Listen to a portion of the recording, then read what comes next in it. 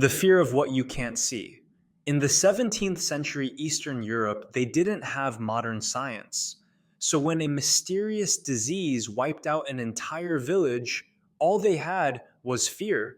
They dig up bodies only to find something terrifyingly unfamiliar to them. The corpse would be bloated from natural decomposition. There would be dark residue around the mouth from fluid buildup. The fingernails appeared longer because the skin had receded. So, in their terrified state, they came to the conclusion that this person didn't die. They were an undead corpse who had been feeding. And the truth is, the vampire isn't a demon, it's just our primal fear of the invisible threat. It is the silent killer that turns the people we love into something monstrous and unrecognizable. And ultimately, it's the visceral loss of control over life and death. The monster of isolation and greed. The Wendigo is the monster of the frozen north. It is deeply rooted in Algonquin folklore. It is not a zombie or a ghost. It is a terrifying metaphor for the darkest side of human survival. The legend states that a person who resorts to cannibalism out of starvation during an isolated winter will transform. They become this insatiable spirit. It has a heart of ice and a hunger that can never be filled. The more it eats, the hungrier it gets. The undeniable truth here is devastating. The Wendigo is a severe cultural warning against gluttony and toxic individualism.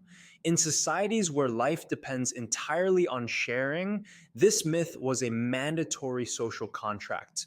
It created an unforgettable punishment for the most selfish act imaginable. It is the spiritual cost of greed run rampant.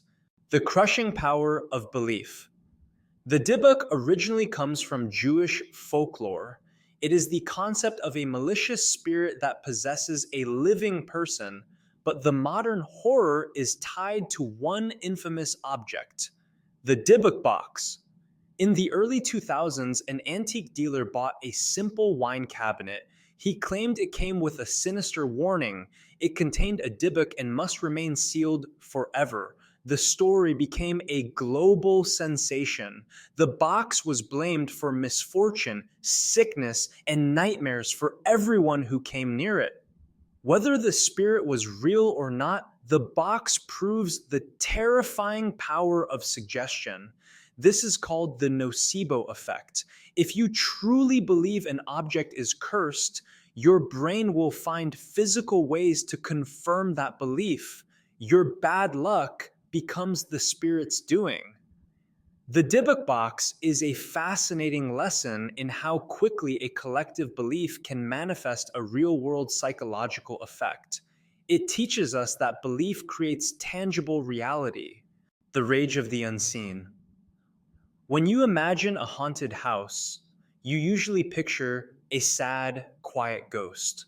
But a poltergeist is completely different. It is a noisy ghost that throws objects, slams doors, and targets specific people or families.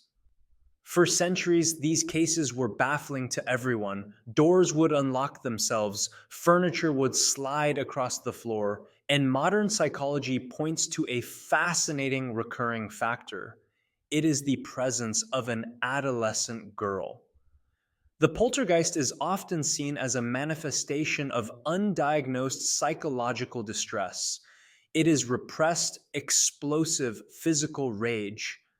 The emotional upheaval of puberty, the feeling of utter powerlessness, and emotional conflict are so intense that they can create observable phenomena. The ghost isn't haunting the house, it is the unseen, unheard, and explosive emotional life of a teenager manifesting. Fear of the hive mind. The true origin of the zombie isn't a viral outbreak in a modern lab. It's a chilling historical and cultural reality that is rooted in Haitian voodoo and colonial history. Historically, the ultimate punishment in Haitian culture was not death. It was being turned into a zombie. This meant a person was stripped entirely of their personal identity and free will. They were doomed to perpetual, mindless servitude in the harsh plantation fields. This was a cultural boogeyman designed to enforce social obedience and prevent people from escaping. The modern zombie taps into our collective fear of conformity and the loss of individual identity. We fear the disease, but deep down, we truly fear the mindless masses. We fear losing ourselves in a consuming, directionless horde. The zombie is the visceral metaphor for a society where individuality is erased by a powerful, unseen, dehumanizing force.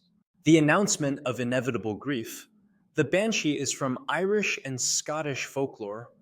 It is often portrayed as a terrifying death omen, and her piercing, wailing scream announces an impending death in a family. While the sound is terrifying, the Banshee serves a deeply human and cultural purpose. She wasn't just a monster, she was the personification of pre grief. She forces you to confront your own mortality. Her shriek is the sound that stops life and demands an acknowledgement of the inevitable end.